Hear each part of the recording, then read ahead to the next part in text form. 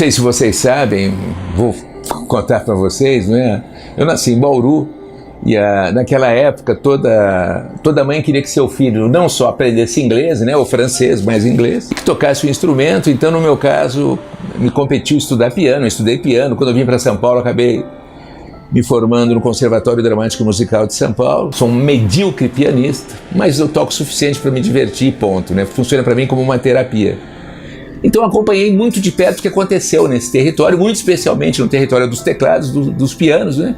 E tem uma marca que é uma lição extraordinária de marketing, por isso até que ele é a terceira historinha que a gente separou para contar para vocês aqui, que é dos pianos Steinway, né? Mais do que dos pianos, né? O piano, né?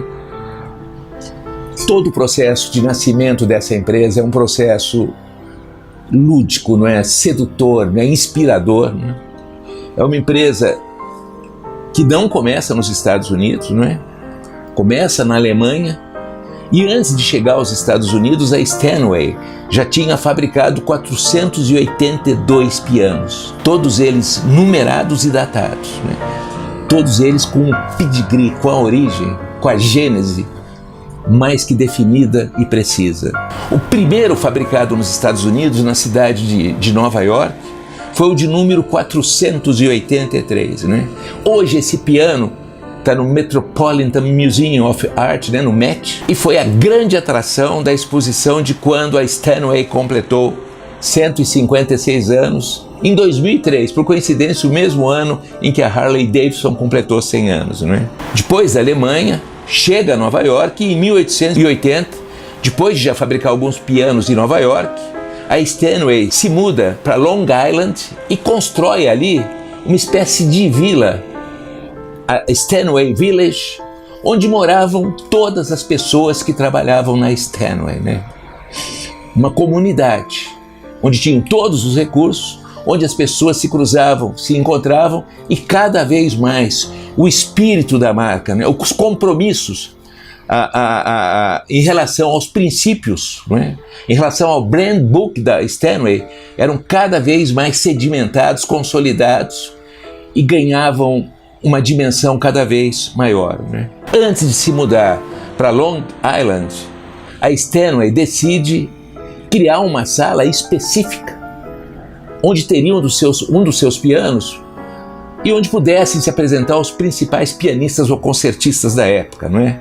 A Steinway Hall, que foi inaugurada na 14th Street, né?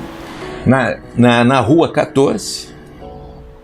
E naquele momento, sem saber, a Steinway estava praticamente plantando uma das primeiras e mais emblemáticas manifestações do que a gente chama hoje de brand experience, né? Ou do live marketing, né? Mais modernamente, do live marketing, ou uma soma dos dois, né? Nessa sala, em anexo, tinha um auditório para 2.000 pessoas que anos depois acabou hospedando durante algumas décadas a New York Philharmonic, né? A Orquestra Filarmônica da cidade de Nova York, né? Até hoje, o Steinway é fabricado artesanalmente. Cada piano Steinway contém 12.000 peças. Cada piano leva 1 ano para ser fabricado. Os primeiros exemplares, né, do 1 ao 482, já que o 483 está no Met, de vez em quando um deles vai para um leilão e eles são disputados literalmente no tapa, né? De tão grande é a paixão das pessoas pelo Steinway, né? Os principais concertistas do mundo, quando assinam um contrato, é cláusula desse contrato que o piano obrigatoriamente tem que ser um Steinway, não é? Muitas outras fábricas surgiram depois, né? Yamaha faz pianos de extraordinária qualidade, mas não tem outro, não tem tem um primeiro piano e depois tem todos os demais. E esse primeiro piano é Steinway, não é? A Marta Argerich, né, que é uma extraordinária concertista, pianista argentina, diz o seguinte: muitas vezes o Steinway toca melhor que o próprio pianista.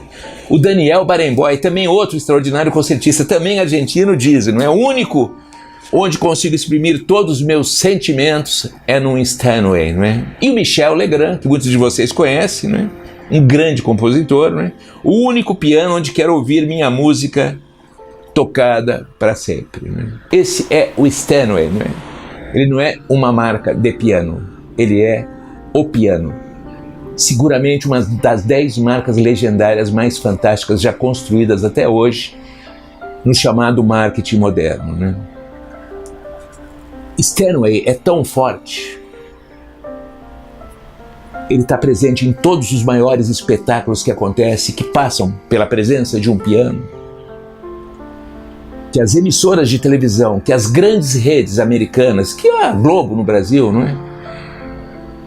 Quando tem um Steinway colocado no palco, não só não há nenhuma preocupação de esconder a marca, como muito pelo contrário, mostrar a marca Steinway numa transmissão só engrandece a transmissão, só engrandece o espetáculo, só valoriza aquilo que as pessoas estão assistindo.